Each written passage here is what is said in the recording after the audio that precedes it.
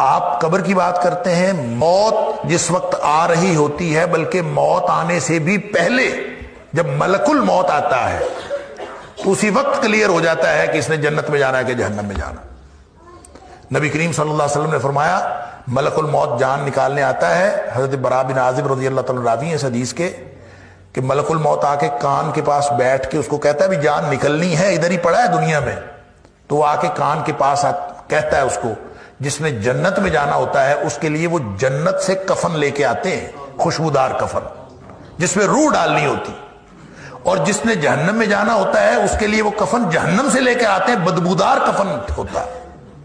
فرشتے ساتھ ہوتے ہیں، ڈیوٹیاں لگ جاتی ہیں، سب بیٹھے ہوتے ہیں، وہ آ کے کان میں اس کے پاس کہتا ہے یا ایتھا النفس الطیبہ،